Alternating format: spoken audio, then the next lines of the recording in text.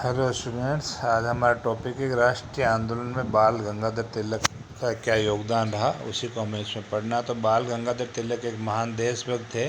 तिलक ने प्रत्येक भारतीय को साहस और निडरता का पाठ पढ़ाया। तो ये जो हम पढ़ते हैं कांग्रेस में गर्म आंदोलन और गर्म दल और नरम दल, तो ये गर्म दल के जो बड़े लीडर थे उनमें से एक थे बाल गंगाधर तिलक है, लाला लाजपत राय है, अरविंदो घोष है, विपिन चंद्र पाल है। तो ये प्रमुख जो है गर्म दल के जो कांग्रेस के नेता हैं वो उनमें से एक है। तो इन्होंने जनता के मन से अंग्रेजों के प्रति डर निकाला और उनके अंदर साहस भरा। उन्होंने भारतीयों को देशभक्ति के लिए प्रेरित किया।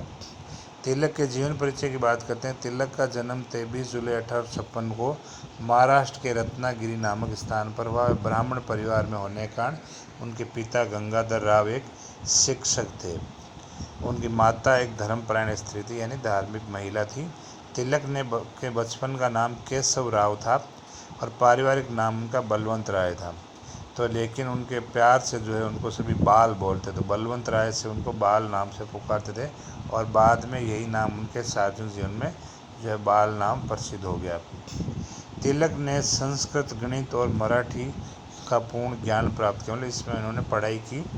उस शिक्षा के लिए पूना विश्वविद्यालय में इन्होंने जो ऊपर की जो पढ़ाई वहाँ पे पूरी की। तो ये तो था इनका प्रारंभिक जीवन। अब तिलक के राजनीतिक जीवन की बात करते हैं। तिलक को बचपन से ही समाज सेवा का बहुत शौक था और समाज की सेवा करने के लिए ही उन्होंने राजनीति में प्रवेश किया। वे भारतीयों में जन चेतना लाने के लिए भारतीयों को शिक्षित करना आवश्यक उन्होंने बताया। उन्होंने कहा कि भारतीयों को अगर जागृत करना, राजनीतिक रूप से अंग्रेजों की गुलामी छुड़ाना है, उसके लिए जागृत करना है, तो उनका शिक्षित होना बहुत आवश्यक है। उन्होंने ईसाई मिशनरियों की स्कूल पद्धति को भारत में निजी विद्यालयों में लागू किया।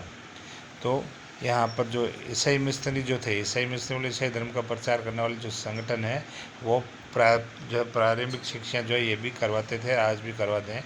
तो इन्होंने भारत में जो है उनकी तरह ही निजी विद्यालय लागू किए और 1880 में खुद का निजी स्कूल न्यू इंग्लिश स्कूल नाम से तिलक ने खोला, ताकि प्रत्येक निर्धन भारतीय को शिक्षा प्राप्त हो सके।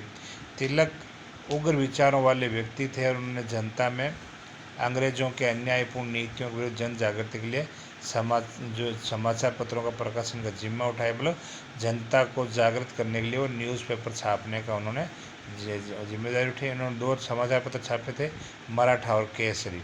तो जो केसरी समाचार पत्र है वो मराठी भाषा का था और जो मराठा समाचार पत्र है वो अंग्रेजी भाषा का था।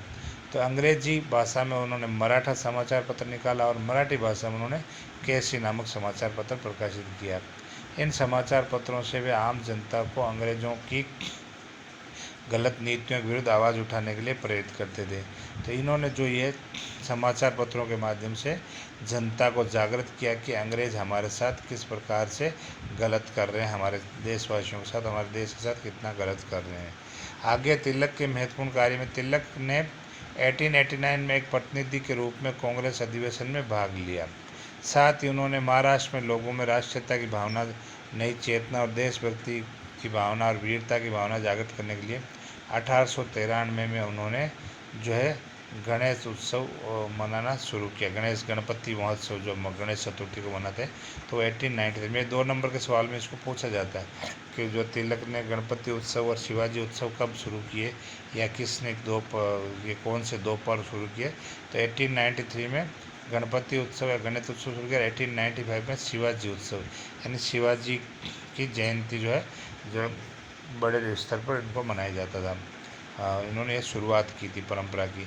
1897 में जब संपूर्ण महाराष्ट्र में प्लेग की महामारी फैल रही थी, तो तिलक ने अंग्रेजों की लापरवाही को अपने समाचार पत्रों में छाप करके जनता को बताया कि इस महामारी में अंग्रेज किस प्रकार से गलत नीतियों पर चल रहे हैं या जो जनता का ध्यान नहीं रख रहे हैं। अगला पॉइंट है तिलक को अंग्रेजों द्वारा जेल भेजना। तो अंग्रेजों ने तिलक पर हिंसा और राजद्रोह भड़काने का आरोप लगाया और 1.5 वर्ष कैद की सज़ा दी गई। तिलक को जो है ये राजद्रोह और हिंसा के आरोप में 1.5 वर्ष की सज़ा सुनाई गई। तिलक को दी सज़ा से पूरे भारत में आक्रोश फैल गया और जब 1905 में अंग्रेजों ने बंगाल का विभाजन किया तो तिलक के कहने पे, अब 1905 में लॉर्ड कर्जन ने बंगाल का विभाजन किया था क्योंकि बंगाल के अंदर राष्ट्रीय आंदोलन की गतिविधियाँ बहुत तेज़ थी, तो वो इसको तोड़ करके जो है इसको कंट्रोल करना चाहता था लॉर्ड कर्जन। तो इस विभाजन को तिलक के कहने पर पूरे भारतवर्ष के लोगों ने अंग्रेज़ों का विरोधी हो गए। परिणामस्वरूप बंगाल विभाजन जो है फाइनली उसको वापस लिया गया। अगला है 1907 में कांग्रेस का अधिवेशन में तिलक की भूमिका। 1907 में कांग्रेस के अधिवेशन में तिलक ने कांग्रेस की नरम नीतियों का विरोध किया और स्वराज की मांग की। तो देश के लिए स्वराज की मांग इन्होंने की और उग्रता के साथ अपने विचार प्रस्तुत किए और जनता के सामने 4 सूत्रीय कार्यक्रम उन्होंने बताया। पहला था स्वदेशी वस्त्रों और वस्तुओं का प्रयोग करना, मतलब स्वदेशी वस्त्र और वस्तुओं का प्रयोग किया जाए, यानी हम विदेशी माल नहीं खरीदेंगे, हम अपने देश के माल को ही खरीदेंगे ताकि हमारे देश के लोगों को रोज़गार मिले, हमारे देश के उद्योग धंधे फले फूलें। सेकंड था विदेशी वस्तुओं, सरकारी नौकरियों और उपाधियों का बहिष्कार करना। राष्ट्रीय शिक्षा नीति बनाना, यानी हमारे देश की शिक्षा नीति बनाना। सक्रिय विरोध, यानी अंग्रेज सरकार का सक्रिय रूप से विरोध करना है। तो ये 4 इन्होंने सिद्धांत दिए, कार्यक्रम दिए।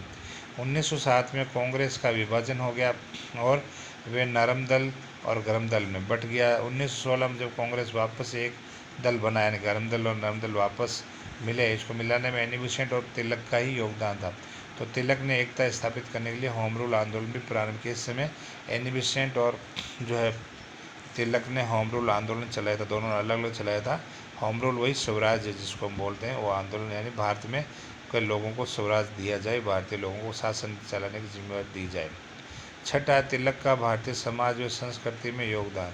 तिलक पर 1908 में केसरी में लिखे कुछ लेखों के आधार पर 6 साल के लिए बर्मा की जो म्यांमार की मांडेल जेल है उनमें भेज दिया गया। 1914 में जब वे वापस लौटे तो पुनः राष्ट्रीय आंदोलन में कूद पड़े और एनी बेसेंट के साथ मिलकर होम रूल आंदोलन द्वारा भारतीय समाज और संस्कृति को पुनः जो है विकसित करने का बीड़ा उठाया। सातवां, तिलक भारतीय संस्कृति के संरक्षक और पुनरुद्धारक। तिलक ने भारतीय संस्कृति को पुनः संरक्षण देना और उद्धार करना प्रारंभ किया। उन्होंने अपने धर्म, सभ्यता और संस्कृति का बड़ा गर्व था। उन्होंने भारतीय संस्कृति, सभ्यता, धर्म पर गर्व था। उनका मानना था कि भारतीय संस्कृति विश्व के लिए एक आदर्श है और युवाओं को सदैव इस संस्कृति से जुड़ने की जो है यह प्रेरणा देती है। 8वां, हिंदू मुस्लिम एकता को बढ़ाने में तिलक का योगदान। तो तिलक ने अंग्रेज़ों को फूट डालो, राज करो की नीति का विरोध किया और आम जनता को इससे अवगत कराया। इस कारण वे गणेश महोत्सव और शिवाजी महोत्सव जैसे कार्यक्रमों में मुसलमानों को भी आमंत्रित करते थे। उन्हीं के प्रयास से 1916 में मुस्लिम लीग व कांग्रेस के बीच में भी समझौता होने में तिलक का योगदान था। 9वां है राष्ट्रीय शिक्षा के प्रचार में तिलक का योगदान। तिलक ने भारतीयों को राष्ट्रीय शिक्षा प्राप्त करने के लिए जोर दिया और उनका मानना था कि भारतीयों को अपनी संस्कृति पर आधारित शिक्षा ही देनी चाहिए और वही सच्ची शिक्षा है। वे भारतीयों को संपूर्ण व्यक्तित्व विकास पर जोर देते थे, यानी भारतीय का संपूर्ण विकास हो। इस कारण उन्होंने न्यू इंग्लिश स्कूल और दक्कन एजुकेशन सोसाइटी और फर्ग्यूसन कॉलेज की स्थापना की। अगला 10वां पॉइंट है तिलक द्वारा किए गए समाज सुधार कार्य। तिलक ने विभिन्न पंथों, संप्रदायों, गुटों में विभाजित भारतीय समाज को एकरूपता प्रदान करने में महत्वपूर्ण भूमिका निभाई। तिलक ने समाज सुधार के लिए अनेक रचनात्मक प्रस्ताव रखे। जाति प्रथा, छुआछूत को समाप्त करने का प्रयास किया गया। देश प्रथा को बंद करने के लिए प्रयास किया। विधवाओं के पुनर्विवाह का उन्होंने समर्थन किया। शराबबंदी और नशाबंदी के विरुद्ध उन्होंने आंदोलन किए। तो ये तिलक के समाज सुधार क्षेत्र में किए गए कार्य थे। 11वां, तिलक एक साहित्यकार के रूप में। तिलक विद्वानों में विद्वान भी थे, विद्वान तो थे ही, साथ में उन्होंने गीता रहस्य, मतलब ये ग्रंथ लिखा भागवत गीता पर, गीता रहस्य, the origin Arctic home of the Vedas, यानी आर्यों का मूल निवास स्थान जो है आर्कटिक क्षेत्र, उत्तरी ध्रुव है, ऐसा तिलक ने अपने विचार इस ग्रंथ में दिया। जैसे महत्वपूर्ण ग्रंथ जो है इन्होंने रचना की। उन्होंने केसरी और मराठा जैसे अखबार कभी शुरू किए। तो ये तो थे हमारे देश के महान क्रांतिकारी जो है गरम दल के नेता बाल गंगाधर तिलक। तो आज की क्लास हमारी इतनी, नेक्स्ट क्लास में हम अगला टॉपिक लेंगे।